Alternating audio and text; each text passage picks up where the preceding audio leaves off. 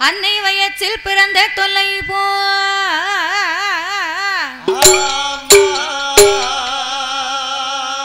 போகா துயரம்போம் குணமான் மருனை கோபுரத்துள்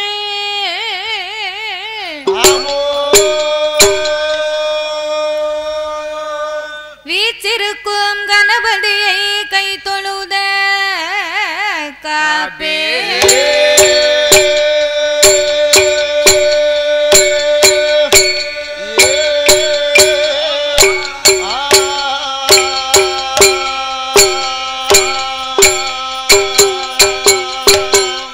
வாக்குண்டாம் நல்ல மனதுண்டாம் வாமலராய் நோக்குண்டாம் மேனி நொடுங்காதே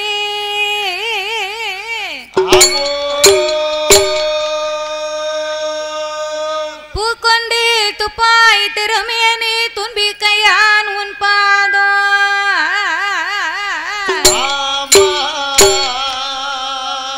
தப்பாமல் சார்பார் தமக்கே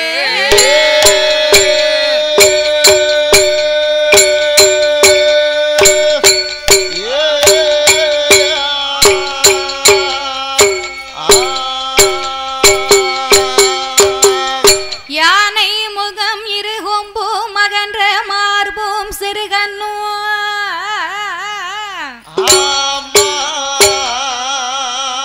பானை போல் பெருவயரும் பங்கான பொன்பு நூலழகும்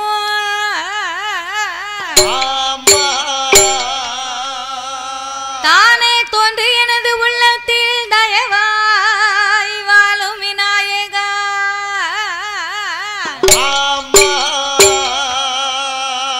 நானே உமது பாதம் பணிவேன் என் நாவில் வந்துதிப்பாய் ஓம் கணபதியே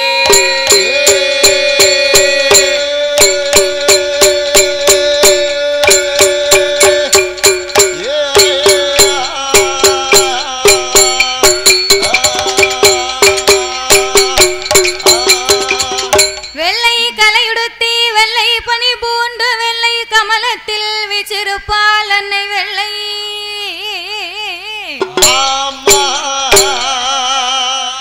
வெள்ளை அரியாசனத்திலே அரசரோடு என்னை சரியாசனத்தில் வைத்த எந்தாயே அண்டர்கள் துயரம் தீராயோ திமா நகரில் வந்து பிறந்தோ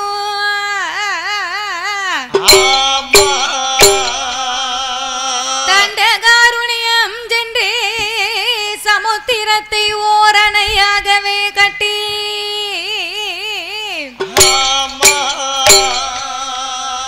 கொண்டல் ராவணனை மாய்க்க கோதண்டம் கையில் ஏந்தும்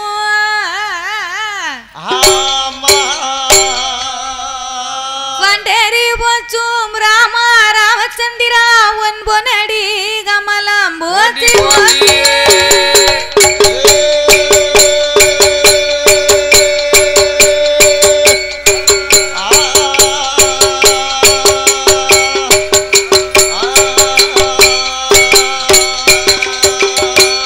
பச்சாத பொய்கை வடநாடு கண்டு மலை மேல் இருக்கும் திருமலை குமரா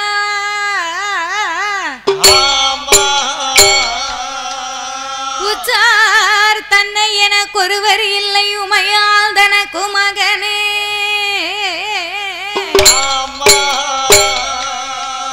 முத்தாடிடந்து அடியாளை ஆட்கொள்வாய் முருகேசா என் மனத்துள் என்று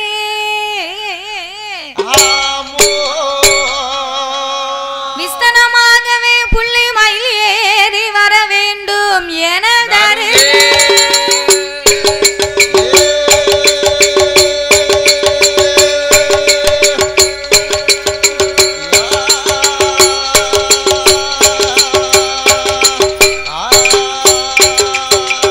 சம்போ அறிவோம் நமே சிவாய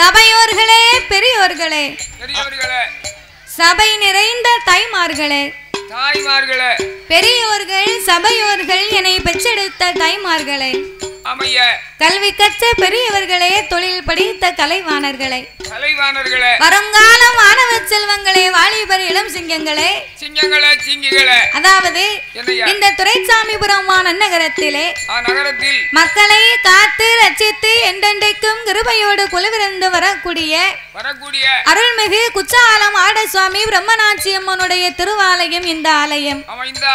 அப்பேற்பட்ட இந்த ஐயாவுடைய ஆலயத்தில் இது என்ன மாதம்?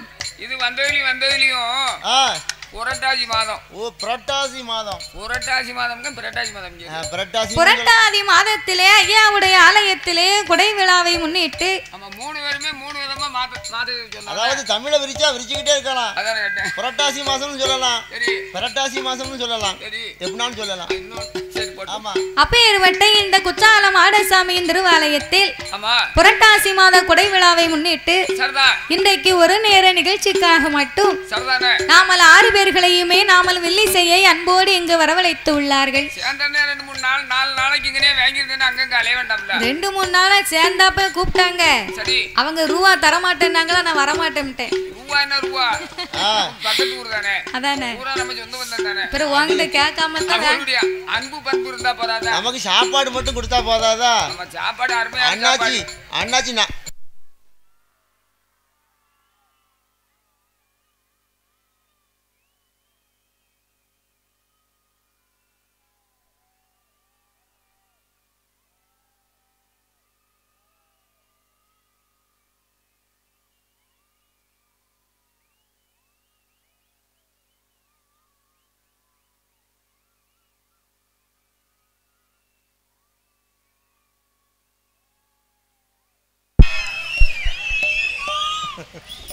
என்னையா இந்த அவன் கரண்ட் போனதுக்கே இவ்வளவு சத்தம்?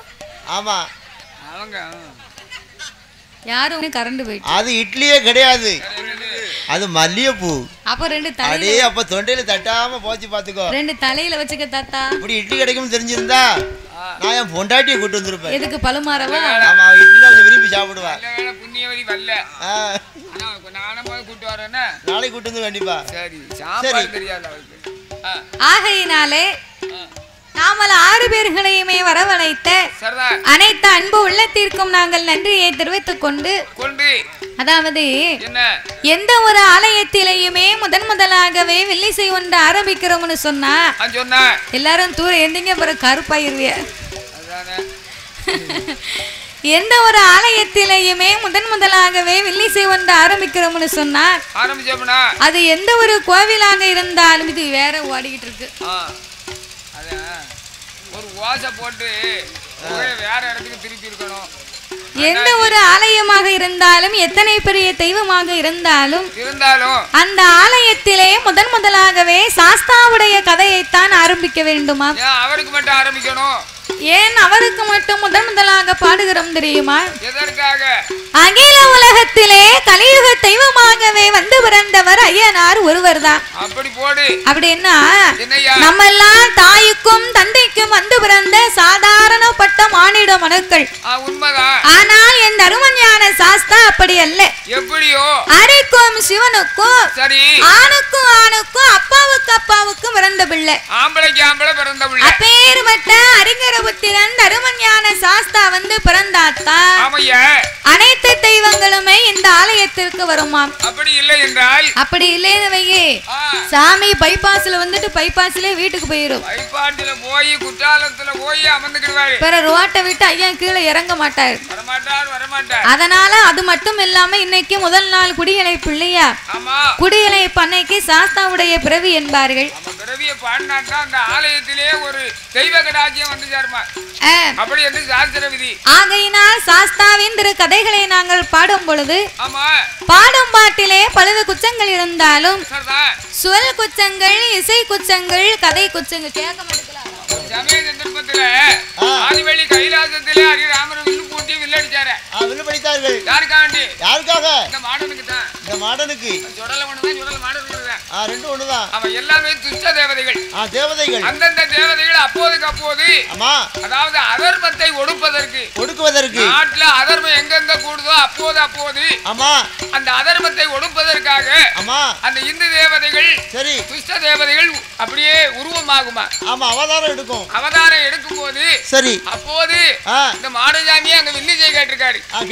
வில்லு கேட்கும் போது பெருமாள் இடத்துல குடியளப்பு ஜன அன்னைக்கு என் மேல எங்க ஐயா இருக்காரு 21 தேவதை 61 பந்தி 21 தேவதையில் அதிபதியா இருக்கின்ற ஐயனார் கதை தான் படிக்கின்றாரு. அதனால இன்னைக்கு எந்த ஆலயத்திலும் முதல் நாளா ஐயனார் கதையை பாடுதோம். படிக்கும்.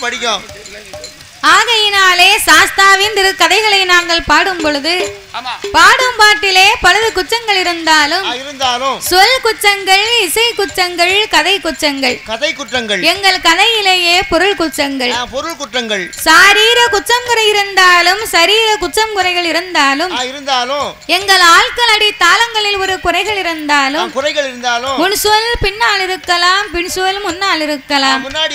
அறிந்து பாடினாலும் அறியாமல் பாடினாலும் நாங்க பாடிட்டாலும் தெரிந்து பாடினாலும் எங்களுக்கு தெரியாமல் பாடினாலும் எங்களுக்கு முன்பாகவே இந்த ஆலயத்திற்கு எத்தனையோ பெரிய பெரிய புலவர்கள், பேரறிஞர்கள், கவிஞர்கள் எல்லாம் வந்து பாடி இருக்கலாம், அழகா பாடி இருக்கலாம். ஆன போதிலும் அடியால் நான் ஒரு சிறு குழந்தை.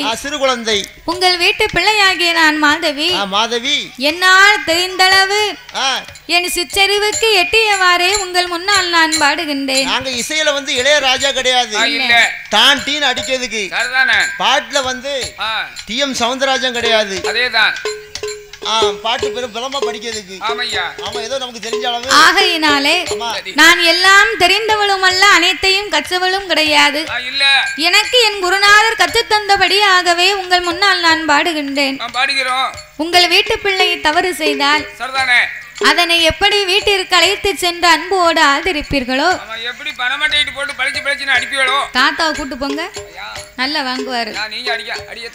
நான் தானே எல்லாரும். கண்டிப்பா எல்லாரும் சாரல் டிவி பாருங்க. சேனல் சப்ஸ்கிரைப் பண்ணிக்கோங்க, கமெண்ட் பண்ணுங்க, ஷேர் பண்ணுங்க. சப்ஸ்கிரைப் பண்ணிட்டு மறக்காம பெல் பட்டனை கிளிக் பண்ணிக்கோங்க. சாரல் டிவியை பாருங்க, நம்ம சாரல் டிவியை சப்ஸ்கிரைப் பண்ணிக்கோங்க. தேங்க்யூ.